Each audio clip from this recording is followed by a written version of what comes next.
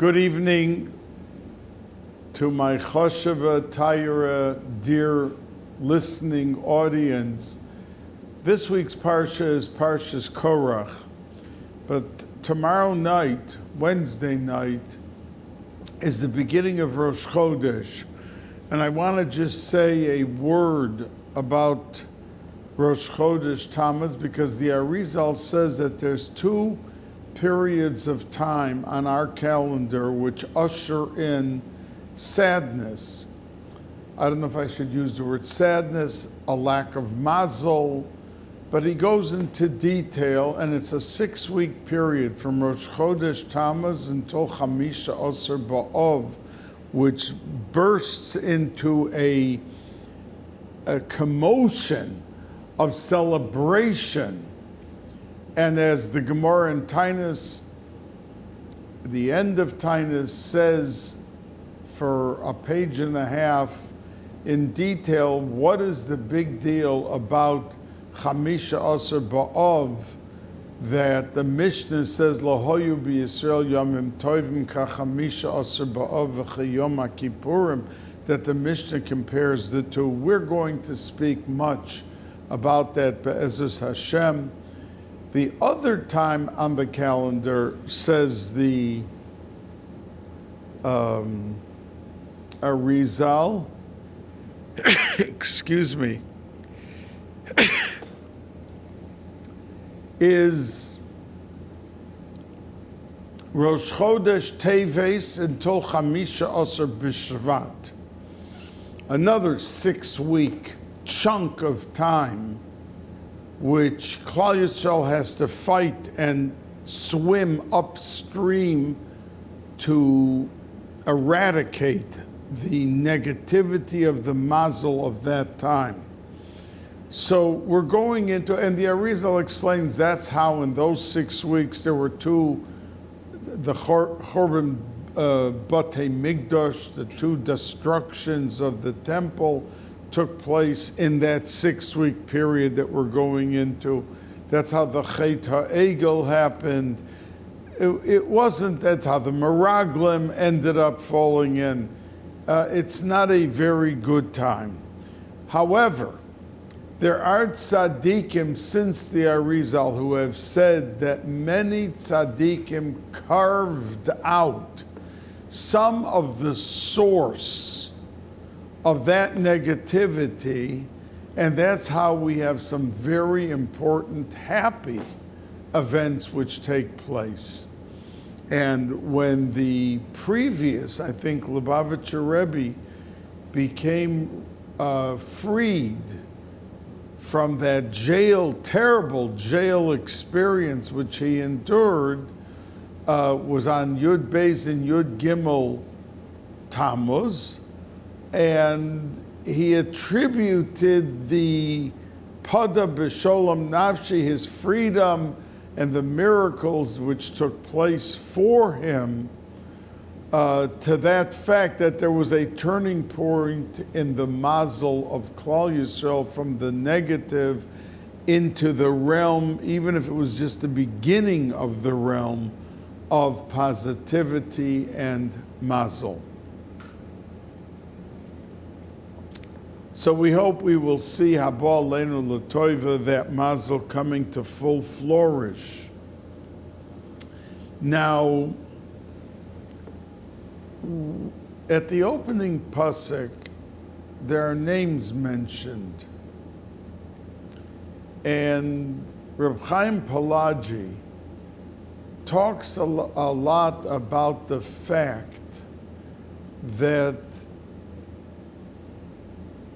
the inyan of Shalom, and he says that when there's a machloikis and a kehila, both end up losing, because even if one seems to be victorious, the fact that there was machloikis and the whole issue went around machloikis,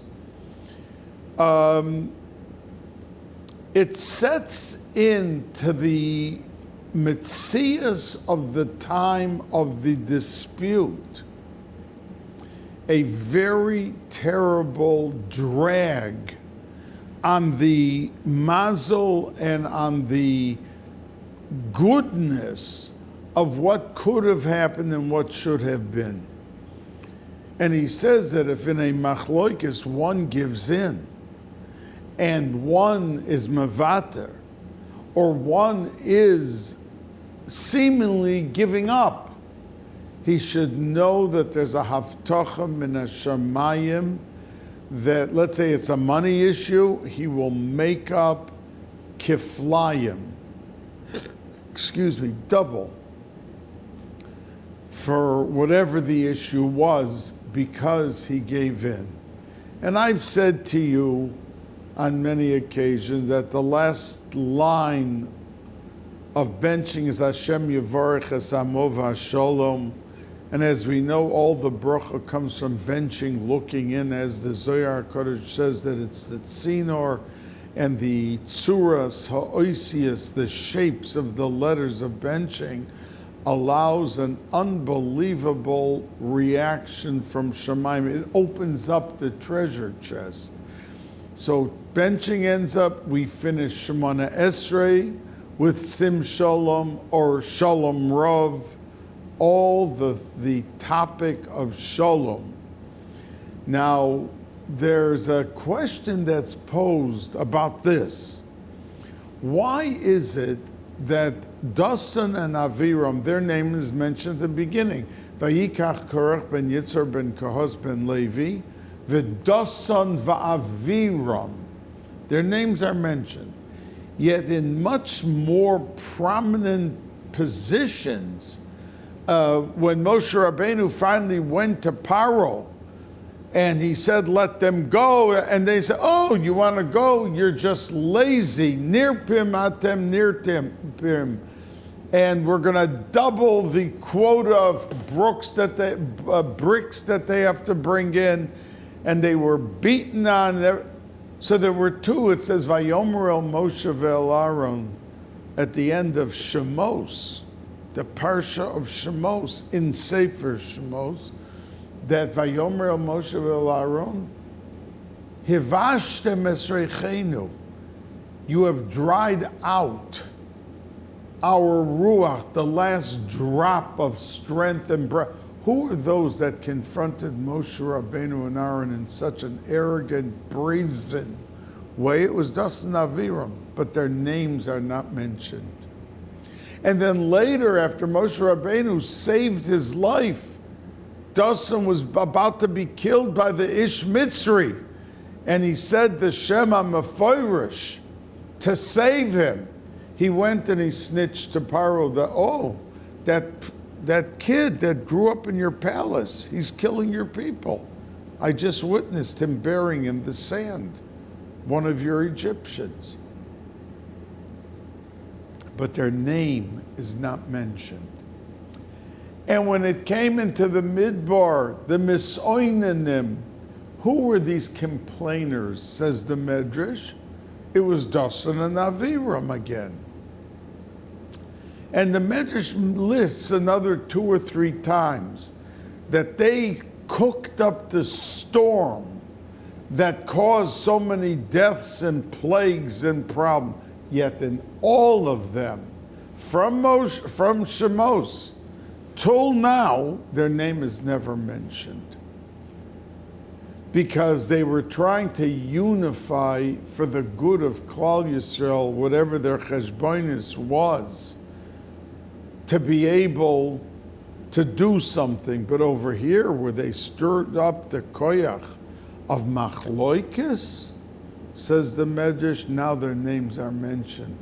Because there's no issue in a community or in the klal that could drag down the spirit, the success, and the sustenance of Klal Yisrael like machloikis. And that's why this parsha has in its roots such dimension. And what am I referring to? You see, the first Shabbos of the world, it says that there was a praise of Mizmor Shir Liyom HaShabbos created. Now in the Medrash, there are three opinions as to who made up this chapter of Psalms. One is it was Adam HaRishon saying it to HaKadosh Baruch Hu, his first Shabbos of being in this world. Another opinion, the angels said it.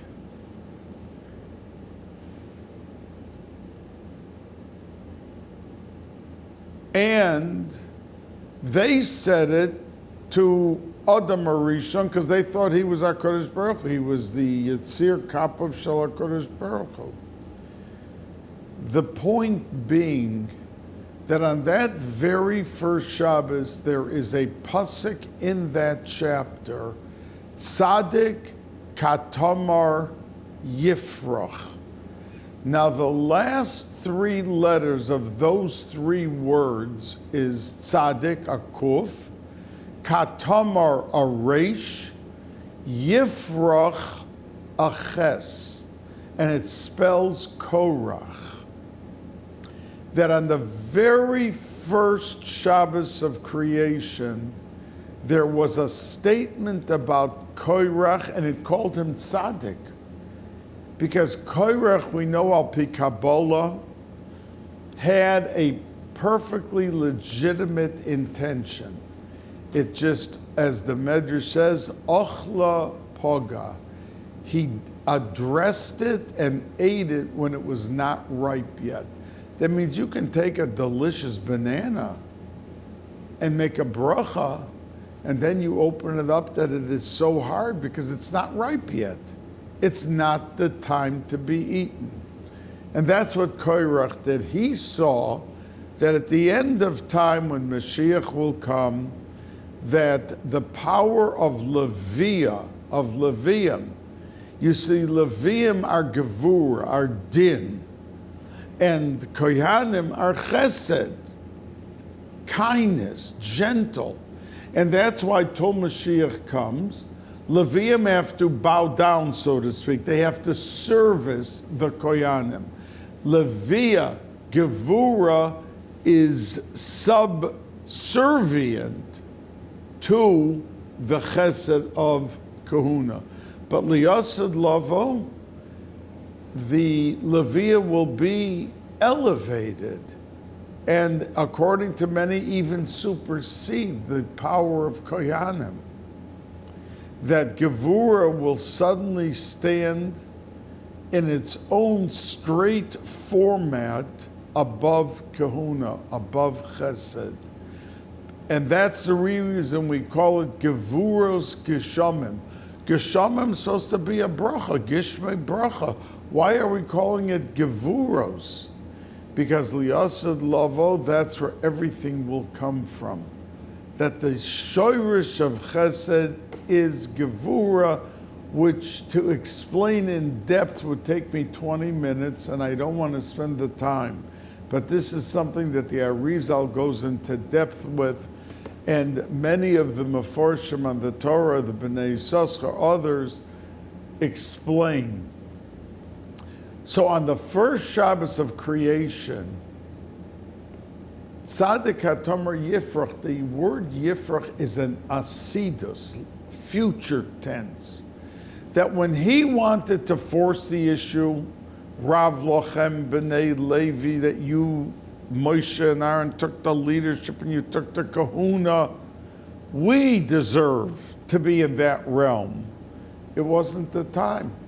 And he paid with his life, and so did his 250 followers, who were all tzaddikim, because there were subsequent tzaddikim who lived 500 years ago, who were asked by their talmidim or their chasidim, asked, if you would have been in the time of Korach, who would you have gone with?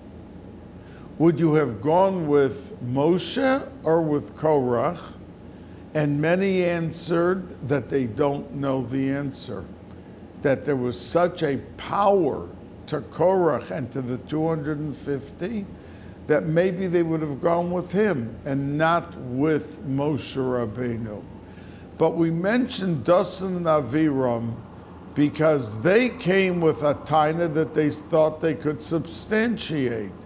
But the bottom line is that when you go against the Tzadikei Hador and you try to rise up in a way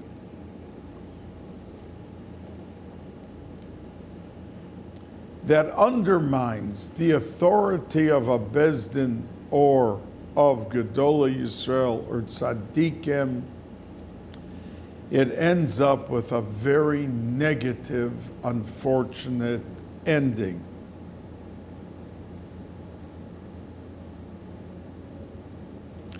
Now, I want to say to you that in this story, we see that something never happened in the world before. And indeed, the Ramban discusses, look in the Parsha in the Ramban, that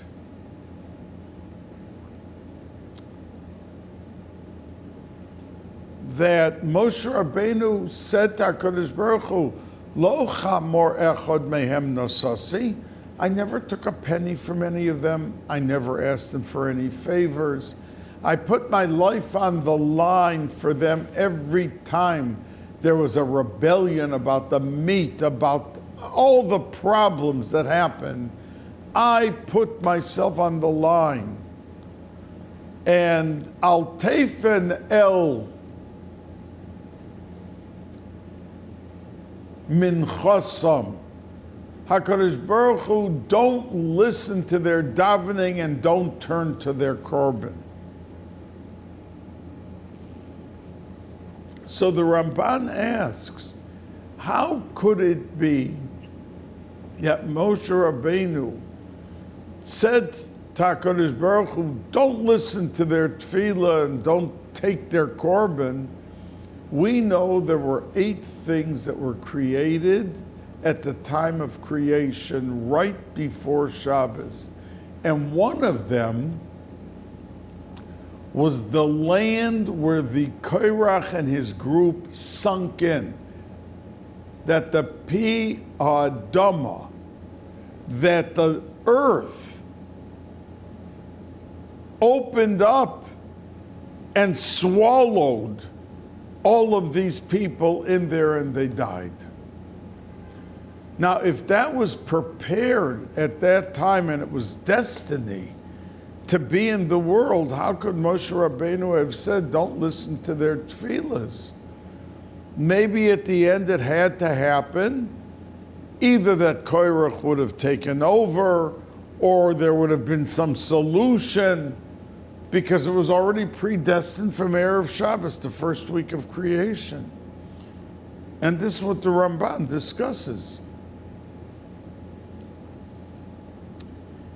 But the answer is, like I said to you a year ago, before Tisha B'Av, that something could be predestined and tefillah can overrun and overturn completely the destiny. And that's why I explained to you at that time that the Shulchan Aruch says that if somebody decides on a shidduch on Tisha B'Av, you should say right then and there, Mazel Tov, and conclude the shidduch. So the Meforshim ask, and you can't wait until the next day after Tisha B'Av. Tisha B'Av is a day of such sorrow, mourning and sorrowful, and there. On Tisha B'Av you have to say Mazel Tov? Answers the Yerushalmi, yes. Because somebody, Shemi Yikadmenu Acher, Berachamim, through their davening. You see, we do not fully appreciate the level of effectiveness of tefillah, of davening, that we could have destiny. I mean, it says, Arboim Yom Kodim Yitziras Avlad Machrizim Bas Ploni LePloni. So there's predestined shidduchim. So what are you worried about that you've got to say Mazel Tov on Tisha B'Av? Because maybe somebody will grab the shidduch away before the next day. How could that be? It's predestined from Shemayim Arboim Yom Kodem Yitziras Avlad. And I answered you then, and I repeat to you today the answer of the Yerushalmi Barachamim, that through davening with sincerity and heart and tears, you can uproot whatever was destined from Shemayim. So and it's so powerful that when people say, well, I davened for the person and I fasted and the person died anyway, so it didn't make any difference. Never say that. Because I've said to you on a number of occasions, it could be someone in your family, 100 years later, a great-great-great-grandchild is going to die from an accident, and because of that tefillah that you put out with your full heart and mind and soul, that tefillah was pulled out from the cabinet and the child was saved in the accident. So it never goes to waste. A tefillah that we say. And that's why Moshe Rabbeinu was worried. And he said, Al teifen el minchasam. And the davening, as Rashi brings and the Medrash says, that they're going to really start davening to succeed. Because they could succeed. They could end up succeeding and there can be a problem.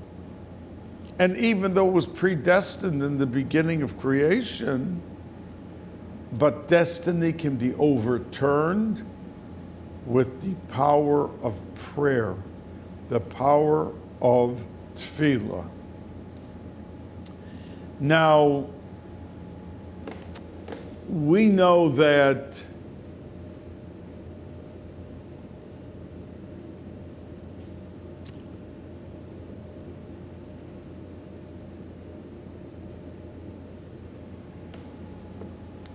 the Rashbam says that when this story was over, HaKadosh Baruch Hu told Moshe Rabbeinu to tell every head of the Shevet, the Nasi, to bring his staff and put it in the oil moyed, in a circle.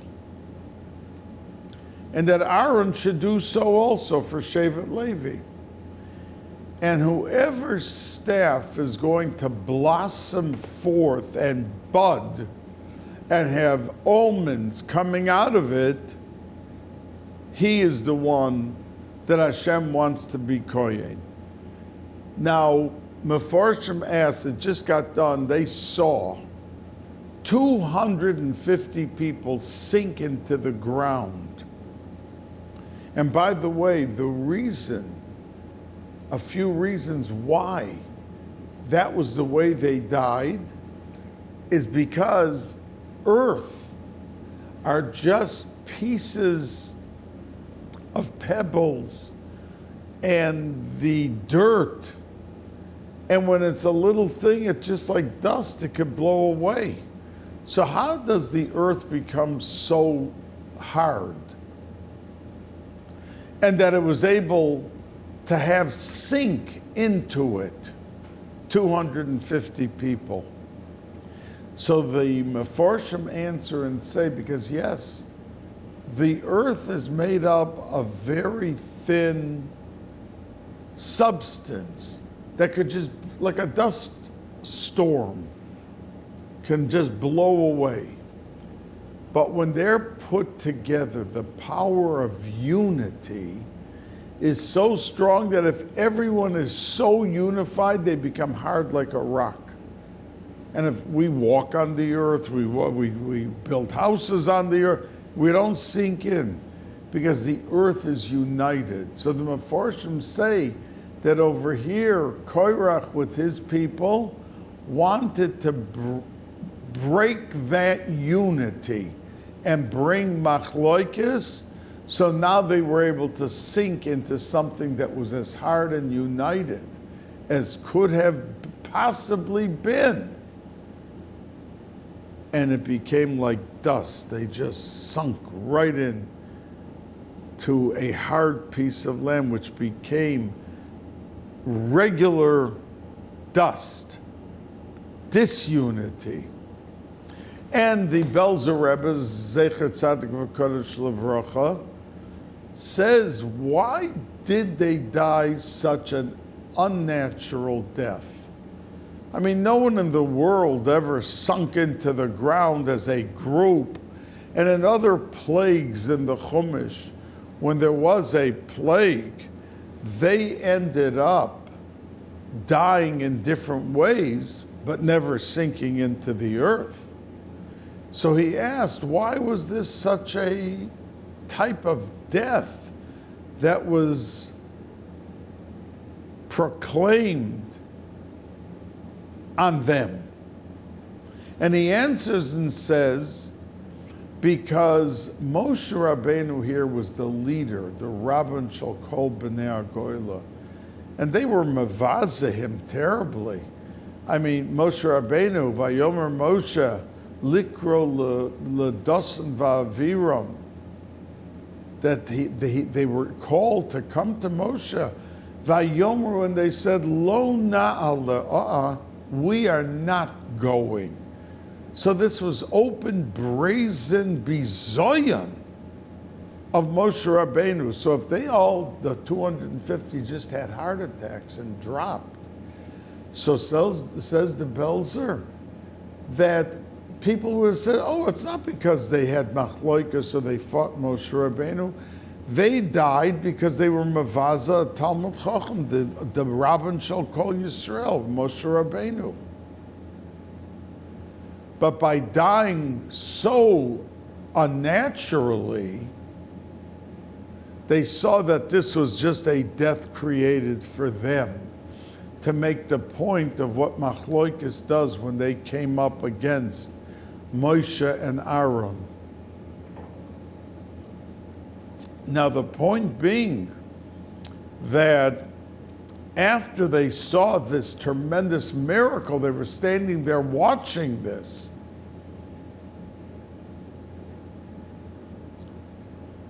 Did they need further proof? And yet we find that right after this happened,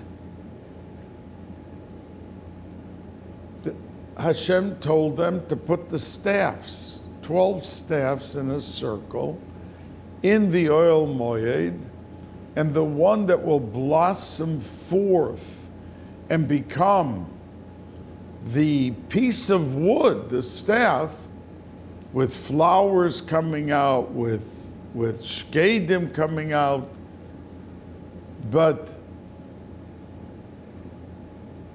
when there is something that happens which breaks Klal Yisrael, and over here there was a division, even if it was only 250 people, but these were tzaddikim, anshe shem, the pasuk says, that these were real tzaddikim.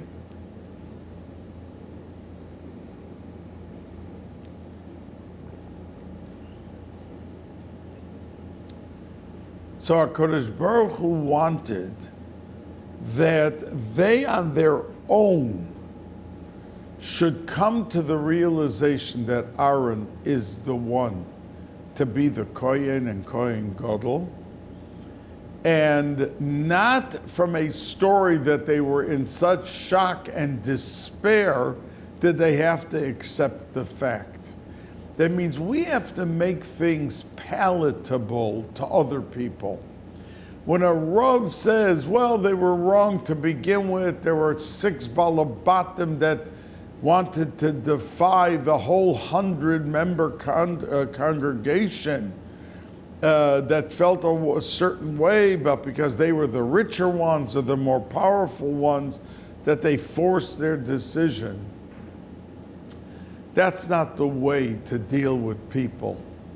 You have to come out with a posture that is palatable, even if it's a nest, because flowers and almonds don't grow out of a piece of wood, out of a stick. But at least it's palatable. It can be accepted. B'sever ponim yafos. So the Marshal asks, he says, you know, all of this happened out of the oil moed. So why were they told to put their staffs in the oil moed in a circle? And the budding, the flower came out first, and then they were told to take the staffs out of the oil moed, and that's where all the other miracles took place, says the Rashbam. And the answer, he says, is because even though they wanted it to be out of the oil moed, but anything that happens when you're dealing with tzibur, you have to make sure that it is anchored and it is in its roots with halacha, Yiddishkeit, and Kiddush Hashem. And that's why the process of this whole miracle had to start with putting of the staffs into the oil moed. That the shoirish had to be the strong, firm basis and foundation of something that was such a unbelievable Kiddush Hashem. Then you can have permanence come to the message of whatever is happening.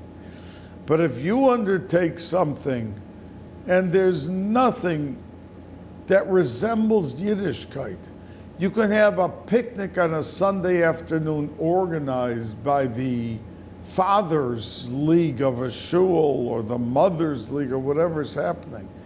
But if you don't put out some pushkas that there should be a flavor of a mitzvah being done at the beginning, or someone welcoming everyone and saying a 30-second, a 60-second Dvar Torah, or linking it to some mitzvah which everyone will appreciate, then it is weak in its base and very weak in feeble in its foundation.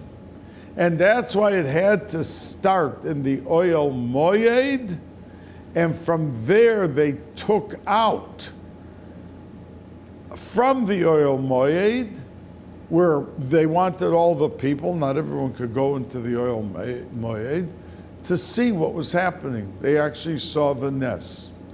Now Rav Moshe Feinstein says, he asked a kasha that at the end of this whole story with the budding staffs and the wood, and it says that, of course, the staff of Aaron HaKohen budded and almond and all of that.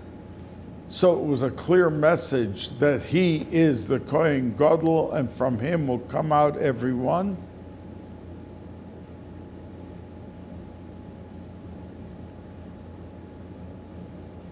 It was a very clear message, but it says at the end, when the story was over, that Vayiru, they all, the 12, the Nesiim, saw what happened.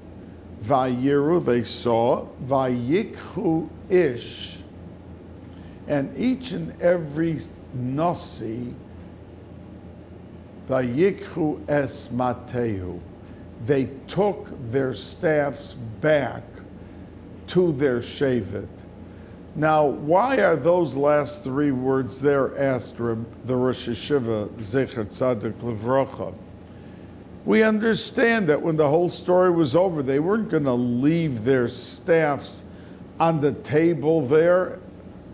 They were going to take it home. So why do we have to say that they saw their staff and then they took it and they went back to their shevet? Vayikhu Ish Matehu. Each one took their staff back. So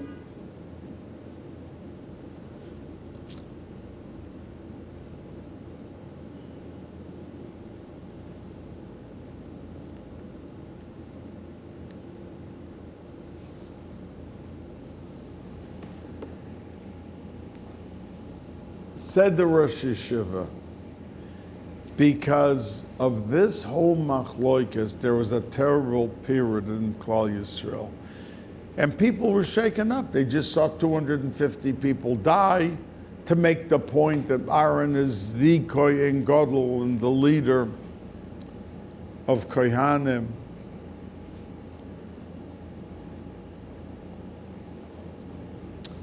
And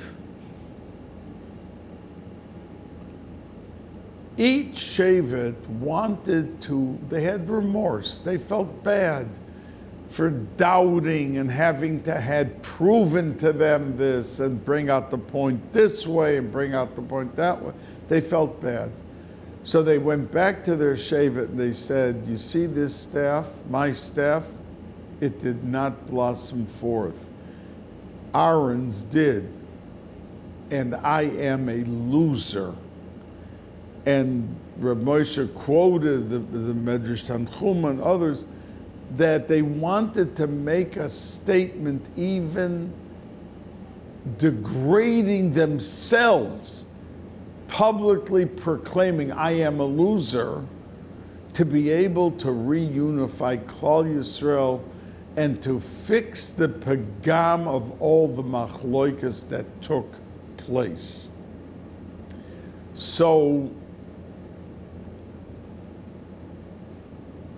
of course, we know that they took home their staff, but we wanted to show you that when somebody is wrong, sometimes he not only has to just accept the results, but he has to try to wipe up the mess that he created because of his doubt or his wrongdoing. And that's why they took their staffs back to the Mata, the Pasuk says, to their tribe. It was to show them how wrong they were and to be able to wipe out the essence of all that negativity that was created along the line. Now, in the beginning Pasuk, it says, Va'on ben Peles b'nei Reuven. And On ben Peles, he was with Korach. And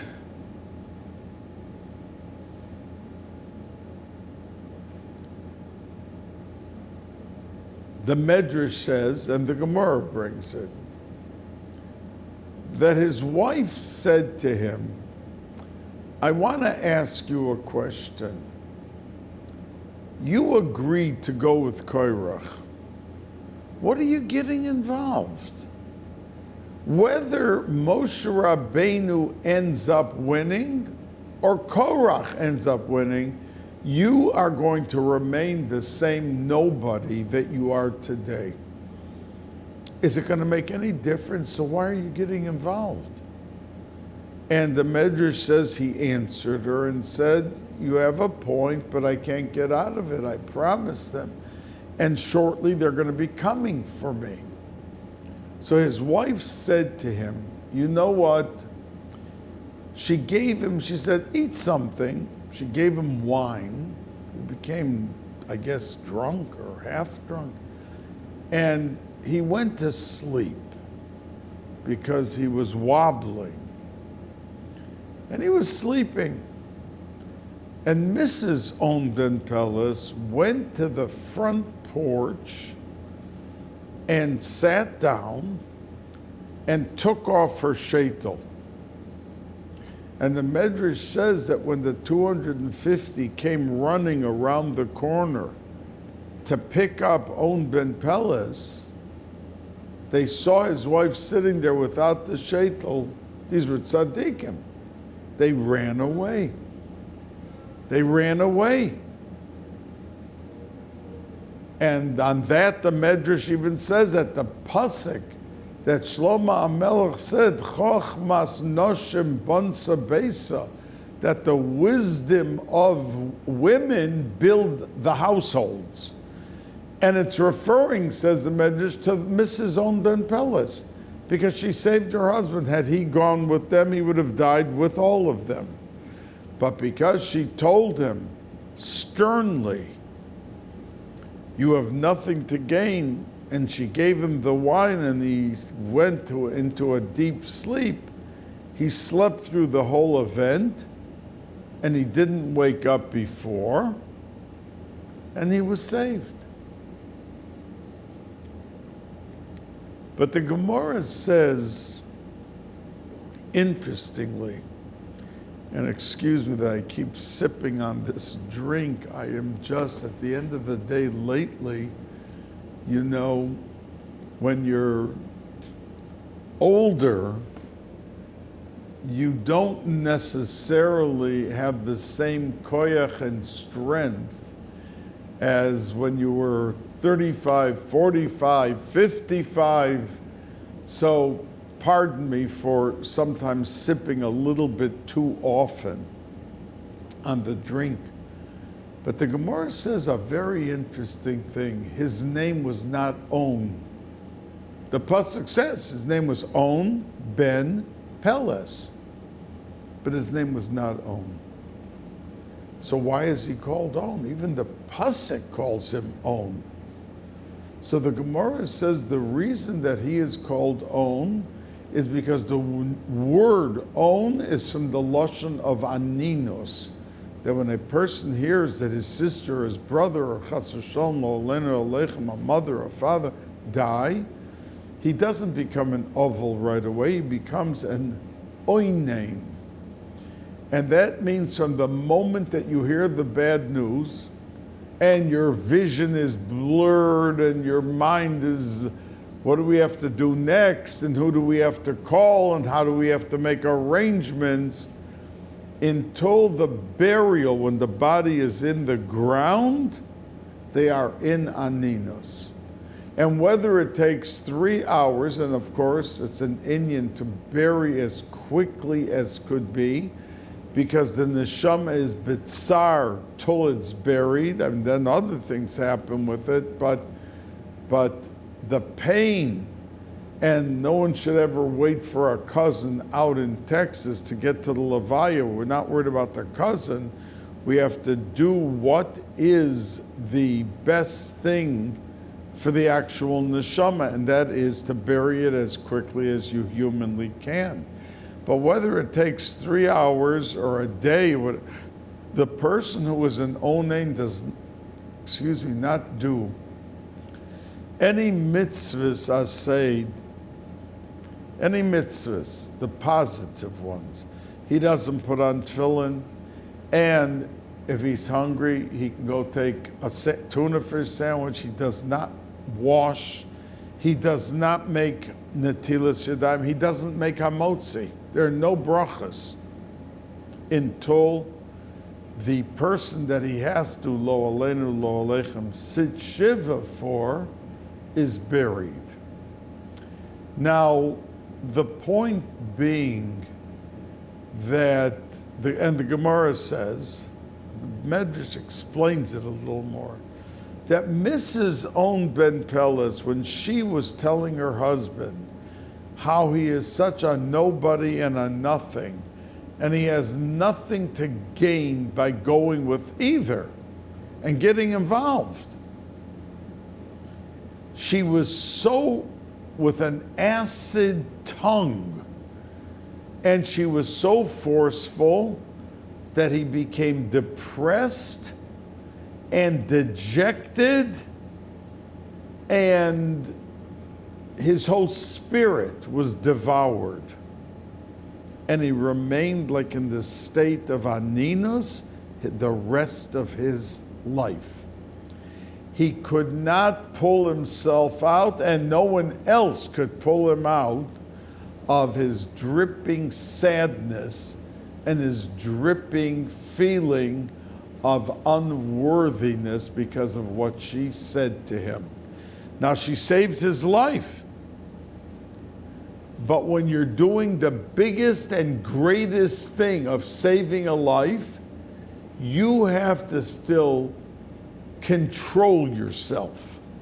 Your machshava, your dibur, your ma'aseh. Number one, there were thousands of others who every day of the week and year save lives. So you're not the only one saving a life. That's number one.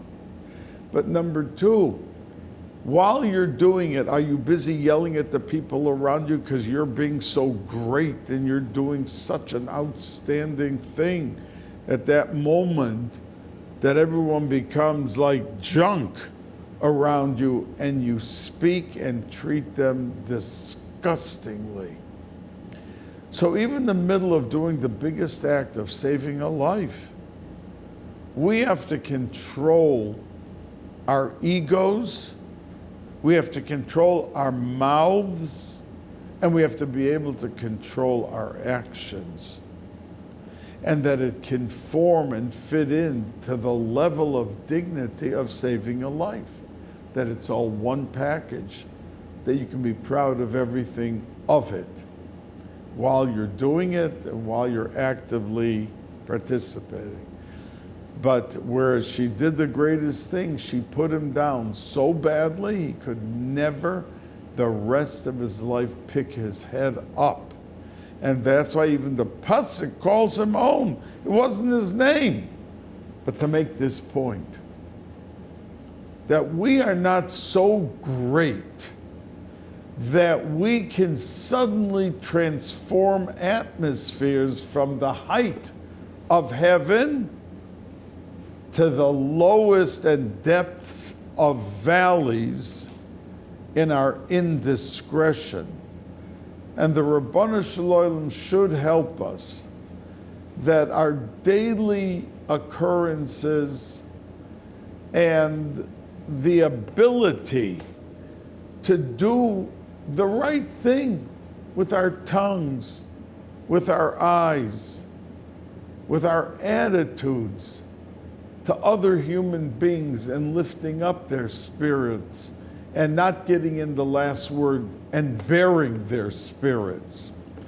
Now, I want to conclude with telling you that the Mekubalim say, the Yerushalmi says it, and they quote the Yerushalmi, that a person effectively cannot accept a gift in his lifetime and be able to say the Shem HaMeforish and do miracles. And the Yerushalmi says a striking thing, because if a person accepted a gift from someone and he knows the Shem HaMeforish, that in the moment of anger he could kill him by saying the Shem HaMeforish. We know that Moshe Rabbeinu, when he wanted to get rid of the Mitzri, he didn't take a spear and kill him. He said the Shem HaMeforish. And that's what the Meforshim say, why he said, Lo chamor echad mehem nasosi, that I never took a penny from any one of you, that I would ever put myself into a position of getting so angry at you after everything that you've done time and time and time again to hurt you, and went out of my way to never put myself into that position. And the Meforshim ask and say, one of the Meforshim, that why by receiving a gift would you want to kill someone?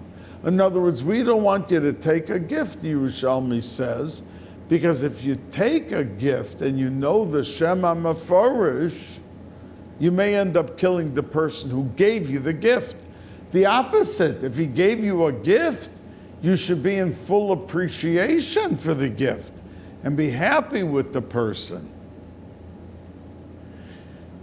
So they explain that human nature is such that we thrive and die for independence. That means we all have to come on to other human beings. So when a child grows up and it's 3 and 4 and 5, it knows that it can't wash and iron its clothes for fresh clothes in the morning or stand by the oven and cook or bake a delicious fresh dinner for the child, he needs tati or mommy to do it. And when he gets 10 years old or 12 years old, he becomes more and more aware of all of this as he goes through life. But you sometimes find a 25-year-old disrespectful to parents, and many say that comes from the younger years in his yearning for independence. Oh, I had to come onto you to survive, to eat, to be bathed, to wash, to have clean, a place to live. So in other words, my independence and my life depended on you. And there's like an inner psychological craving to be freed from that, which rears its ugly head with bad midos.